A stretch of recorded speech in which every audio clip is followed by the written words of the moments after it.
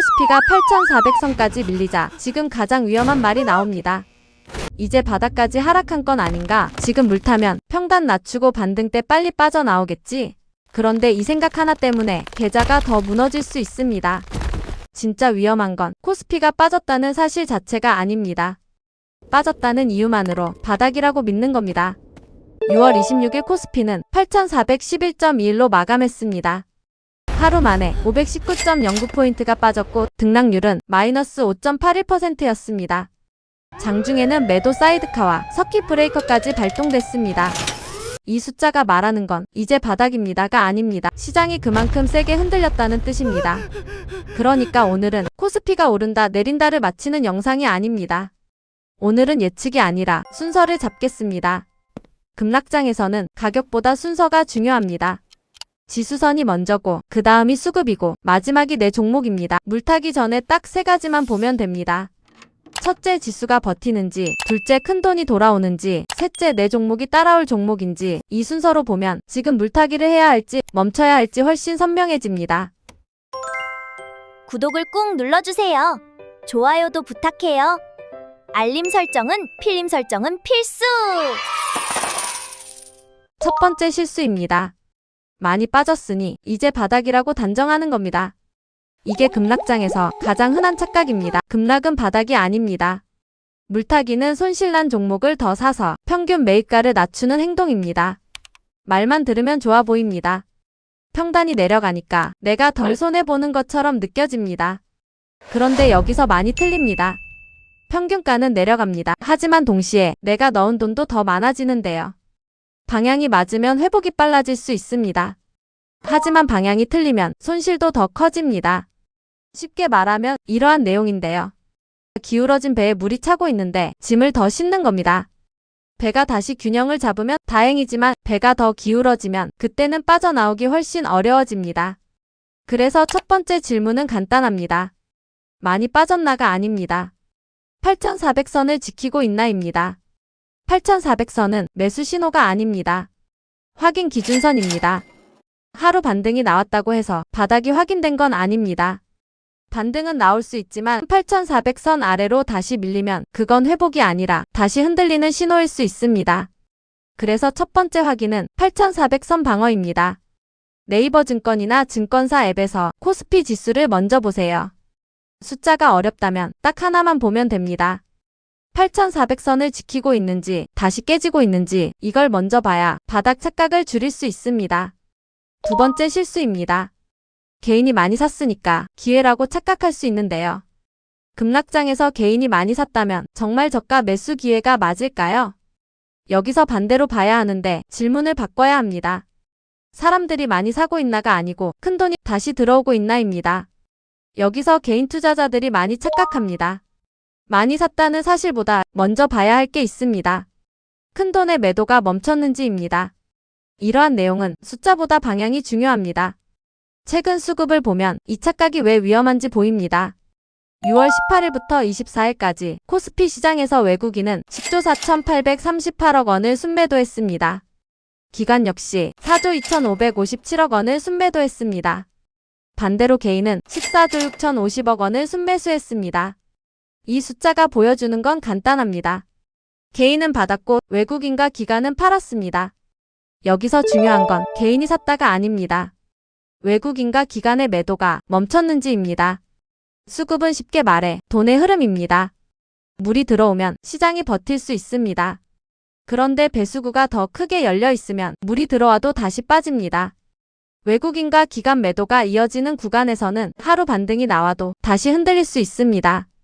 다음 주 코스피 예상 범위도 8,400에서 9,500 사이로 제시됐습니다. 이러한 내용은 9,500까지 간다는 뜻이 아닙니다.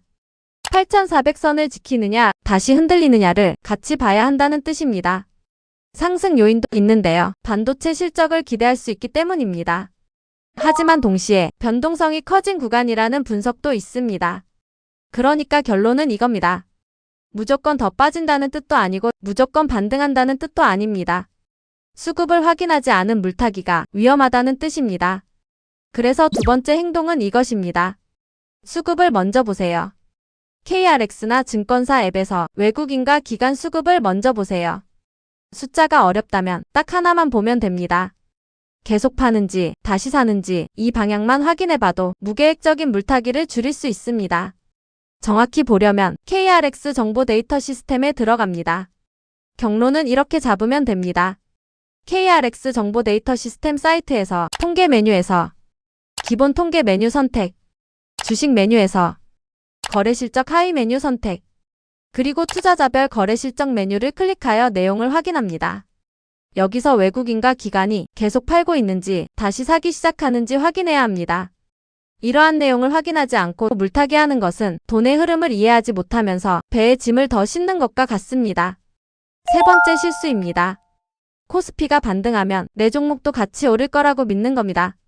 세 번째 질문은 더 현실적입니다. 코스피가 오를까가 아니고 내 종목도 같이 오를 종목인가입니다. 이걸 놓치면 지수는 반등하는데 내 계좌는 그대로일 수 있습니다. 이 지점에서 정말 많이 헷갈립니다. 코스피 반등과 내 종목 반등은 같은 말이 아닙니다. 지수와 내 종목은 다릅니다.